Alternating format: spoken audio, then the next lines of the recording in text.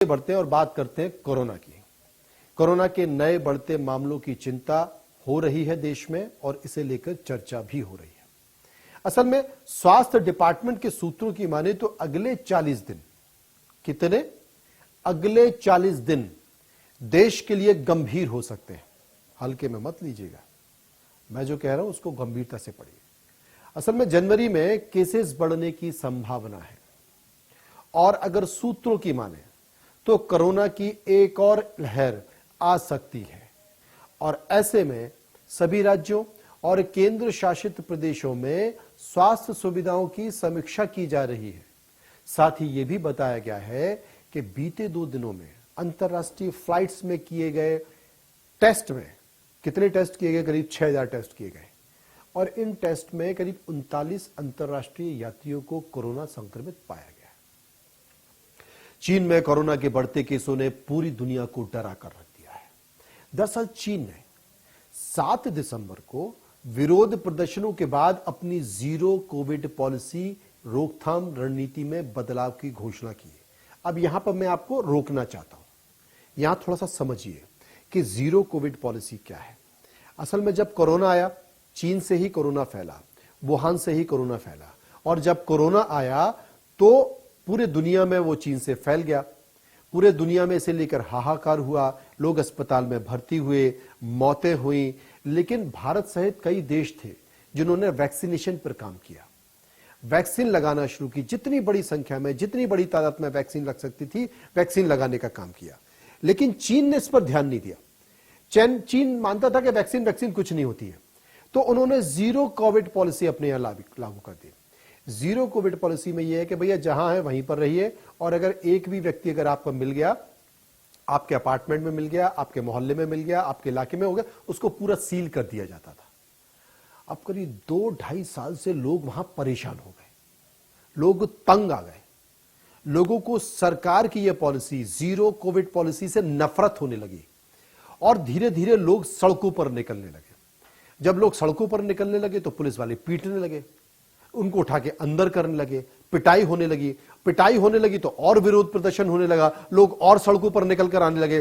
धीरे धीरे वहां पे लोग सड़कों पर इस कदर आ गए और सरकार की इस नीति का इस कदर विरोध कर दिया कि वहां पर चीन को लगा कि चीन के इतिहास में यह पहली बार, जिनपिंग जब से हैं तब से यह पहली बार है और उन्हें डर लगने लगा कि कहीं सत्ता परिवर्तन जैसी स्थिति ना हो जाए। लिहाजा चीन की सरकार ने जीरो कोविड पॉलिसी से अपने आप को अलग कर लिया, खुला छोड़ दिया। और जब खुला छोड़ा तो हालात कैसे हुए, जैसे कि आप देख रहे हैं। और इस दौरान अब लग रहा है कि एक बार फिर दुनिया पटरी पर लौट रही है, ऐसा लगा। लेकिन बस पटरी पर दुनिया लौट ही रही थी कि हालत खराब हो गई। प्रतिबंध थे वो हटा दिए गए, देशव्यापी प्रदर्शन के बाद प्रतिबंध हटा दिए गए। कम्युनिस्ट की सरकार को लगा कि तख्ता पलट हो गया तो उन्होंने भाड़ में जाने दो, सब कुछ ढील दे दी। और बस जैसे ही वहां पर ढील दी चाइना में, वहां पर कोरोना का विस्फोट हो गया।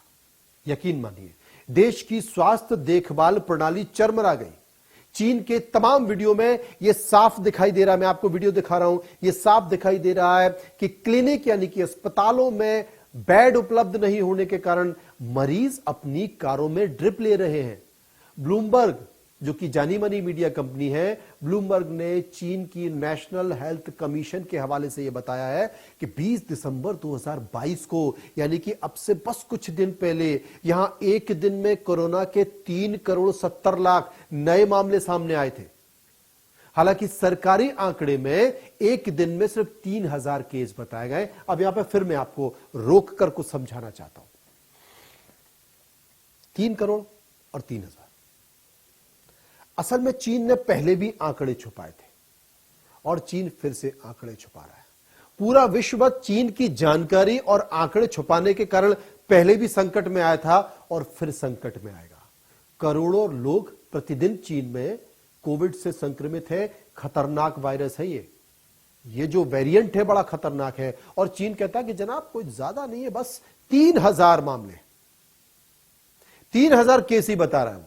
अब इससे यह भी साफ हो गया है कि चीन कोरोना की वस्तुस्थिति को दुनिया से छिपा रहा है।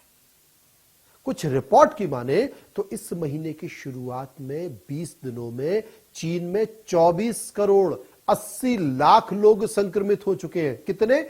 24 करोड़ 80 लाख लोग। बहुत ज्यादा दिन नहीं हुए, उंगलियों पे गिन सकते हैं आप इतने दिन हुए। ये आंकड़े हैरानी और डर दोनों पैदा कर रहे हैं। हैरानी इसलिए है कि कोरोना वापस लौट आया। डर इस बात का है कि एक बार फिर से भारत समेत पूरी दुनिया में ये ना फैल जाए। हम ऐसा इसलिए कह रहे हैं क्योंकि साल 2019 में कोरोना की शुरुआत भी चीन से ही हुई थी। 1 दिसंबर 2019 को चीन के वुहान में कोरोना का पहला मामला दर्ज किया था। तब इसे चीन ने एक सामान्य निमोनिया के अज्ञात लक्षण के तौर पर बता रहा था। 19 दिसंबर 2019 को वुहान के लोकल हॉस्पिटल में 4 मरीज भर्ती हुए थे। 21 दिसंबर 2019 को चीन के WHO ने सूचित किया कि उनके यहां पर कुछ अज्ञात किस्म का वायरस फैल रहा है। सोचो आप, कितने दिनों बाद वो WHO को बता रहा है, जिससे प्रभावित होने वालों को निमोनिया जैसे लक्षण दिख रहे हैं। और 1 जनवरी 2020 को पता चला कि 29 दिसंबर को सभी बीमार बीते नजदीक के सी फूड मार्केट से खरीद कर लौटे थे, जिसके बाद प्रशासन ने सबसे पहले वहां पर सी फूड मार्केट को बंद किया। 7 जनवरी 2020 को इस रहस्यमयी बीमारी का नाम कोविड-19 या नोवेल कोरोना वायरस 2019 रखा। लेकिन तब तक क्या था? तब तक तो इतनी सारी फ्लाइट्स इटली और दूसरे देशों में चली गई और पूरे देश में यह फैल चुका था। पूरा देश इससे परेशान हो चुका था, अर्थव्यवस्था चरमरा चुकी थी, सिस्टम पूरा बिगड़ गया था। और इसी के साथ भारत सहित तमाम देशों में कोरोना के केस बढ़ने लगे। कोरोना की पहली लहर भारत में अपेक्षाकृत देर से पहुंची और इस बार भी देर से पहुंचेगी।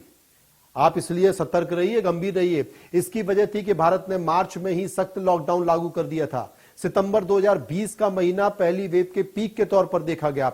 11 दिसंबर 2022 को कुल 97,650 केसेस आए थे, यानी कि पहले केस से मिलने के तकरीब 220 दिन बाद पहली लहर का पीक था। इसके बाद मरीजों की संख्या कम होती रही और दिसंबर के आखिरी सप्ताह तक प्रतिदिन नए मिलने वाले मरीजों की संख्या 25 से 30 के बीच रह गई। कोविड का प्रभाव थोड़ा कम हुआ। आपको याद होगा, अगले 5 महीने में देश में लॉकडाउन और कोविड प्रिकॉशन में थोड़ी ढील मिली। तब बारी थी दूसरी लहर की, और दूसरी लहर दुनिया भर में एक साथ नहीं आई। भारत में इसके आने की औपचारिक तारीख 11 फरवरी 2021 मानी गई। दूसरी लहर में आक्रामकता का प्रमुख कारण डेल्टा वेरिएंट था। और डेल्टा वेरिएंट ने क्या किया आपको भी पता है। 1,80,000 से ज्यादा लोगों की मौत हो गई। यह आधिकारिक आंकड़ा है। मौत कितनों की हुई है किसी को पता ही नहीं, क्योंकि शमशान घाट और कब्रगाहों में लाशों की कतारें हमने और आपने सब में देखी। दूसरी लहर फरवरी 2021 को शुरू होने के बाद तकरीबन 84 दिन बाद इसका पीक आया था। 6 मई 2021 को देश में 4,14,000 कोविड के मामले आए और आधिकारिक तौर पर 2021 के अंत में भारत में कुल 27 लाख कोविड संक्रमित थे। 3 लाख से अधिक की जानें जा चुकी थी, यह बताया गया। लेकिन अब कोरोना का नया वेरिएंट आ चुका है। BF7 पूरी दुनिया को डरा रहा है। चीन के इस वेरिएंट का पहला केस 5 जुलाई 2022 को सामने आया था। भारत में भी BF7 के वेरिएंट के 18 सितंबर को एंट्री हो चुकी थी 2022 में। समझिए आप, सितंबर, अक्टूबर, नवंबर और दिसंबर, ये पूरे 3-4 महीने का खेल है। चीन में इस वेरिएंट की लहर 5 अगस्त 2022 को आई थी, और जबकि भारत में इस वेरिएंट की लहर नहीं आई है।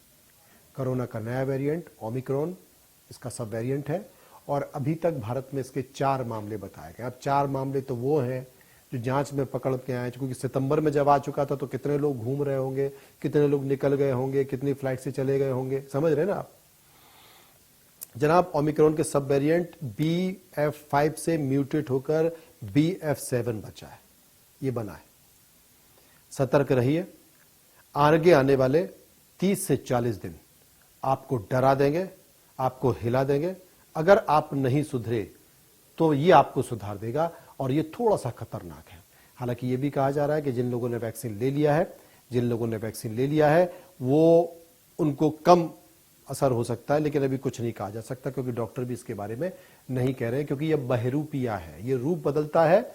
और अब BF7 का असर क्या होगा, वो वैक्सीन काम आएगा नहीं आएगा पता नहीं, लेकिन फिर भी लोग कह रहे हैं कि लगवा लो यार, बूस्टर डोज लगवा लो, पता नहीं क्या होगा। खैर, संभाल कर रहिए, मेरी तो सलाह यही है।